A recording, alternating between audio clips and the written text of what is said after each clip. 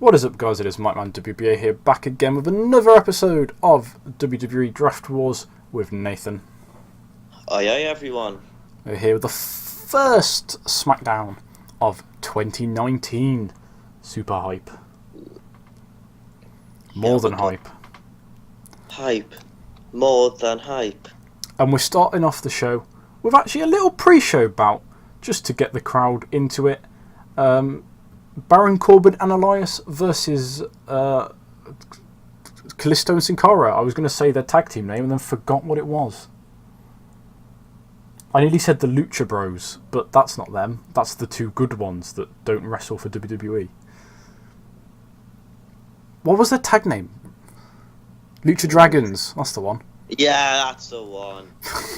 Oh, good start. Baron Corbin and Elias defeat the former Lucha Dragons in just under 11 minutes when Elias defeats Sin Cara with a Halo Bomb. So Halo. Elias getting a 52, Corbin getting a 54, Sin Cara actually quite impressive 59, and Kalisto with a 55. Just getting Elias and Corbin a little bit of momentum back after defeats to Aleister Black and the like. And both luchas improving in some of their skills. Yeah, big night for Baron and Elias, who are feuding in real life at the moment. How did you enjoy that feud when it happened about 2 months after before this airs? Yeah, in about mid-February. Wasn't it great when Mojo Rawley won the Royal Rumble? Nobody expected that. Yeah, and the Women's Royal Rumble was won by Fabulous Moolah. Incredible stuff. Back from the dead. Yeah. I mean, she can't be worse in ring than Nia Jax. Oh. Anyway, we start off the main card with AJ and Braun in the ring with big Shane McMahon. And Shane says that tonight and next week there's going to be a Beat the Clock challenge. AJ Styles is going to face someone. Braun Strowman's going to face someone, and whoever gets the win quickest, assuming they do both win. If they don't both win, it'll be very anticlimactic. But assuming they both win, whoever wins in the quicker time will get to pick the stipulation for their title match at the Royal Rumble. 84B+, decent little segment. Yeah, good start to the show. It's very hot. Yeah, they probably said some more things in the ring, but to be perfectly honest, I'm tired. Yeah, like, for example, Braun probably said, you're gonna get these hands.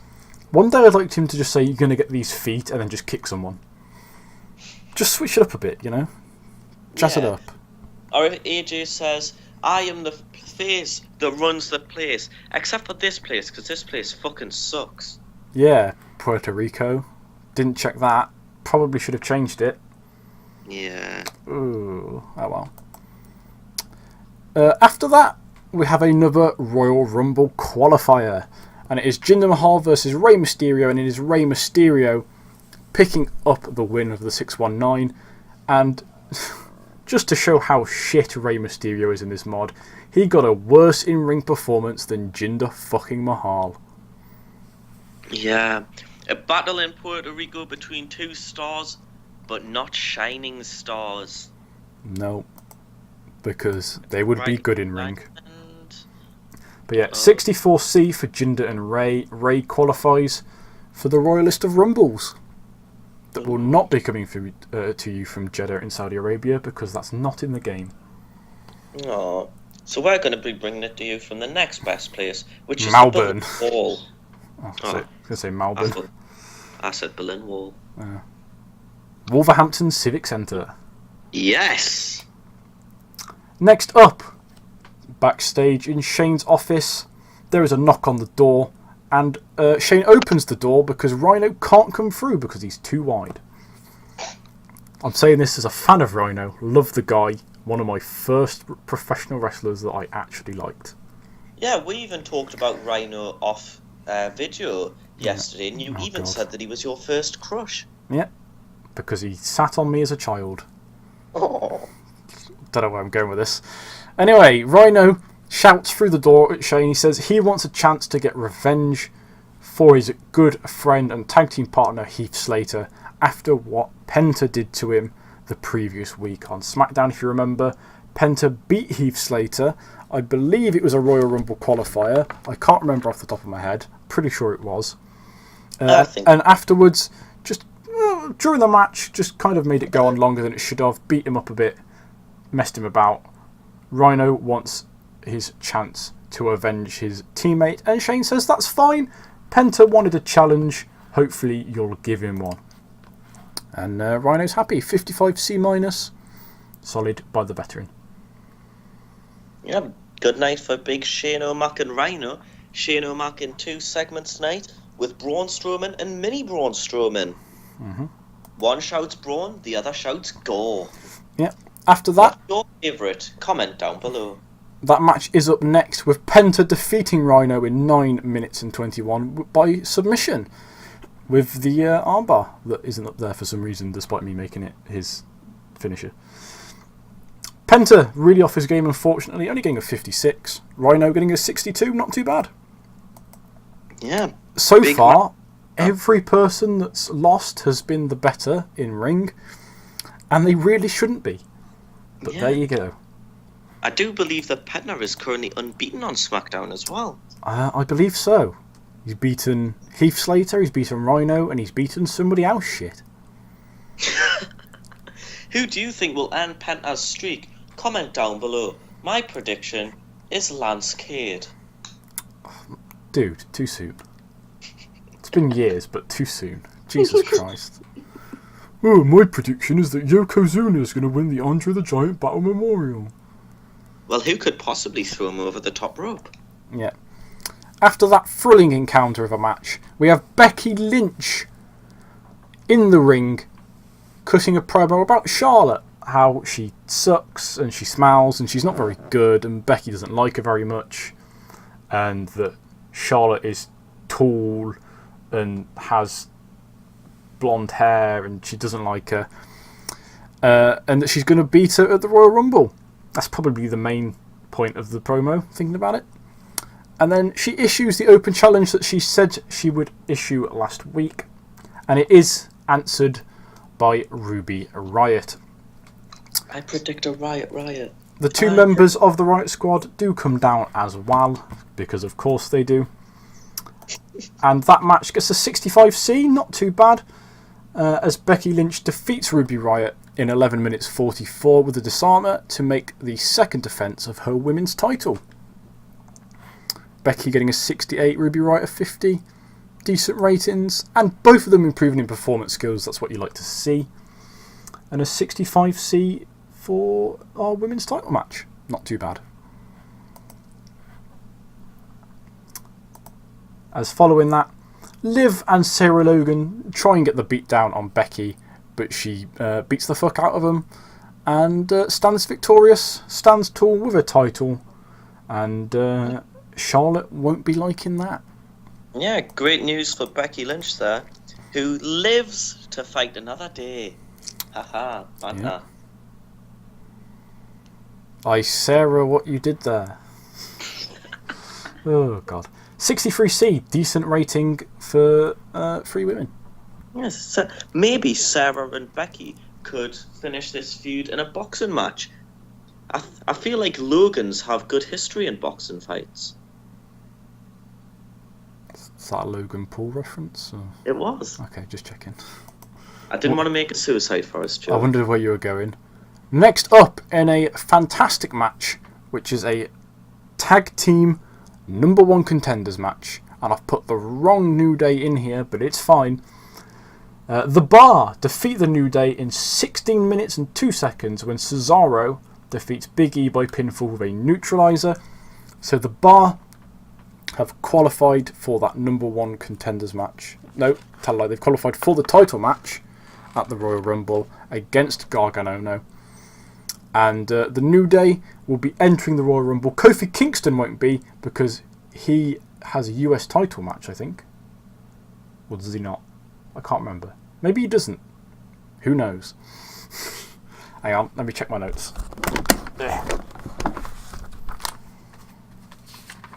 Hashtag professionalism in the comments below. I can't remember if I give him a title match or not. Anyway, it's going to be making it into the video like this little blank. Yes, Woods and Big E will be in the Royal Rumble. They have qualified for that because the Bar are going to have a title match instead. Kofi Kingston has got a 90 in-ring performance, Nathaniel. That's very good. I believe that's better than any member of your roster. Fuck off. Now that I think about it, I think that's the second best performance of the entire series so far. Nah, Randy and Shinsuke's got him. I don't think Randy's had above a 90, has he? I think so. I think know Rusev's been popping like 87s. Yeah, who'd have thunk it? Kofi Kingston might be getting... Actually, no, he won't be as good in singles. Cause tell you what, I'll mute my mic and I'll have a look through the Raw episodes you've uploaded. Okay, I'll get back to you. I'll carry on. People down below are going, I really want to know who's better than Kofi Kingston. But maybe Kofi's due a heavyweight championship match. The match that everyone wants on Squared Circle, Kofi and AJ. Yeah, but an 86B+, a very good match rating, one of the best so far. And, yeah, we'll carry on.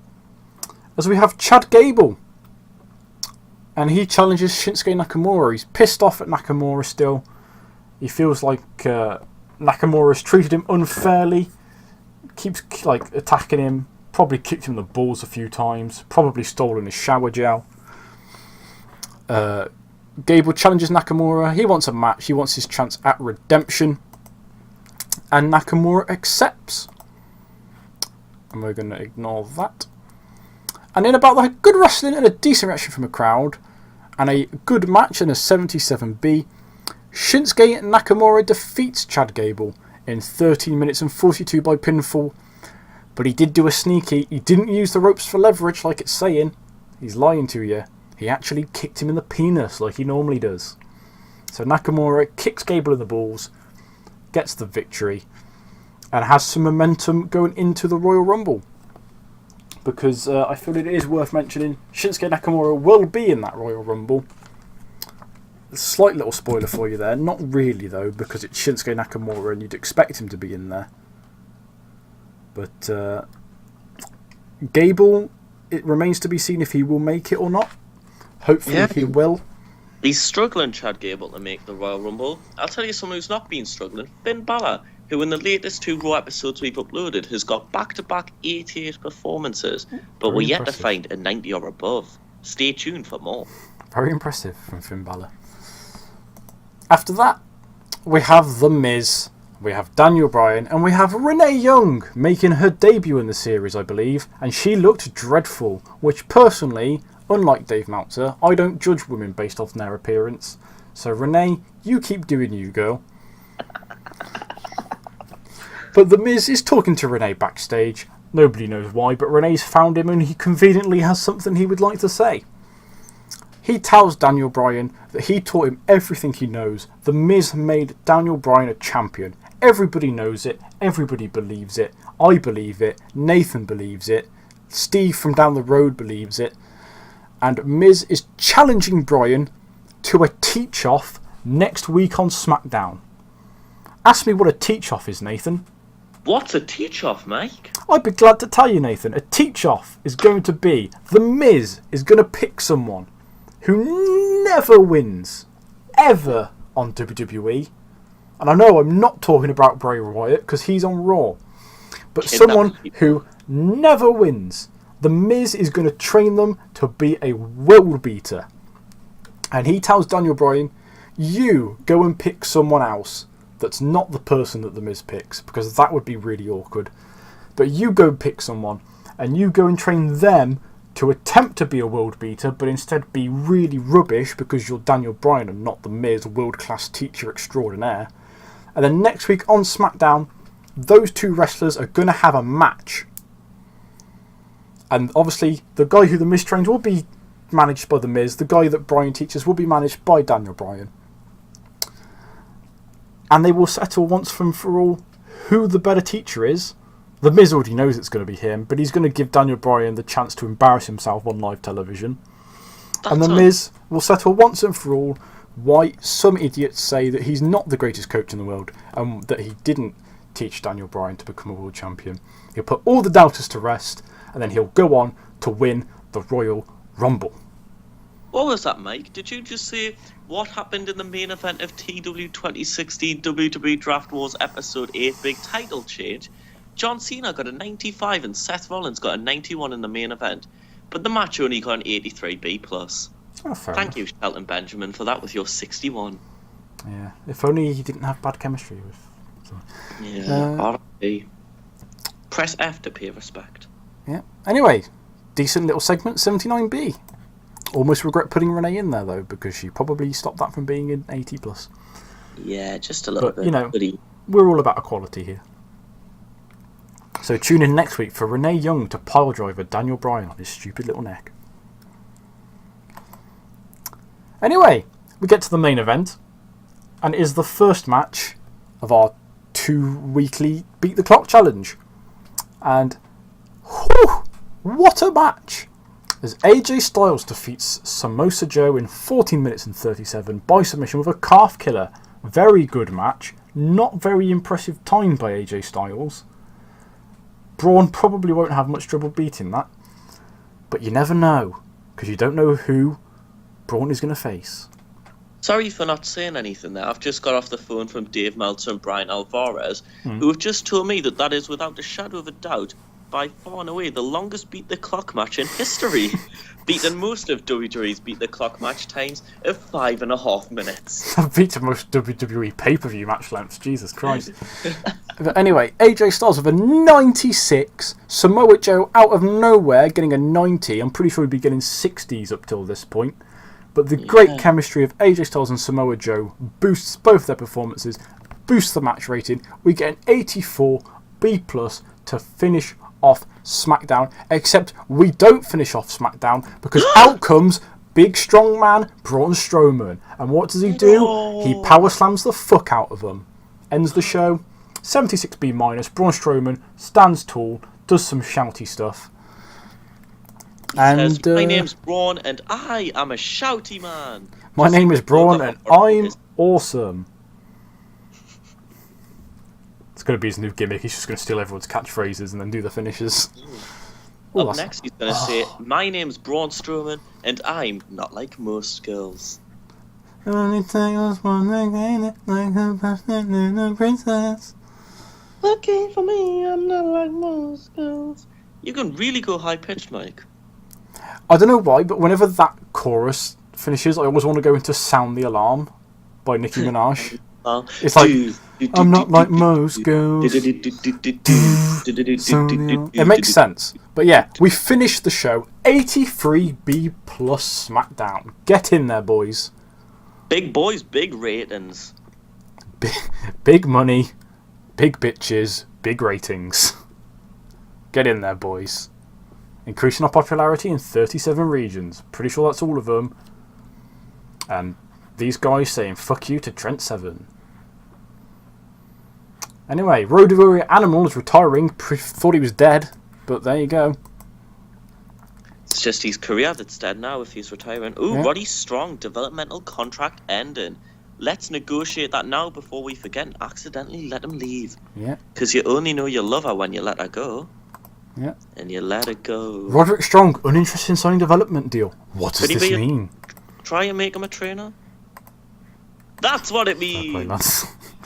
That kind of ruins any kind of tease of what I was going to do. I was just going to leave it there and we'll see what happened. But